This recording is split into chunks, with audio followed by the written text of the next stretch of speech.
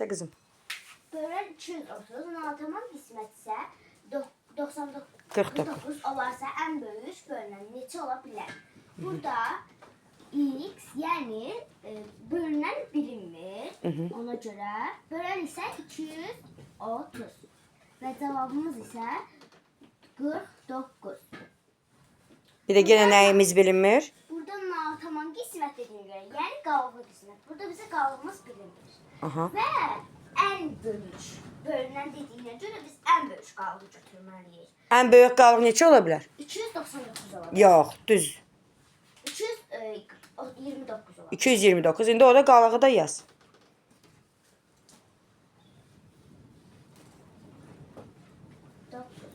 Həmişə qalıq bölənin olur. Bəzilərimiz qismətin qalığını yazmısınız. 49 qalıq 48. O necə olur mən bilmirəm. Davam elə qızım. İndi isə burada 230-u vuracaq 49-a. Yaz, tənliyi yaz, davam elə.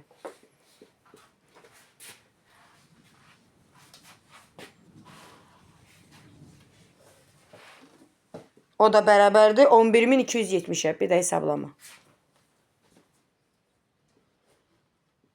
İndi sən nəyi tapdın?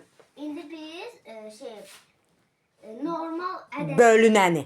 Normal ədəd yox, onun adı var. Bölünəni tapdıq. İndi yerinə qoy bölünəni. Yoxlama xətti ilə. Yoxlama xəttini qoy. Aha, misalı həll elə. Aha. 11270.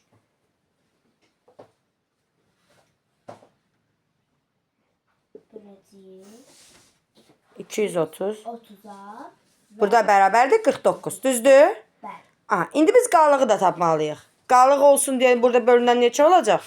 Burada bölünən Neynəməliyik? bölünən üzərinə 229. Aferin, indi gəl.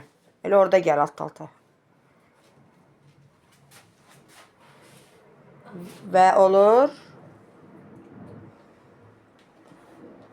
Aha, 11499. İndi ikisimiz neçəyə bərabərdir? 11999. 11000.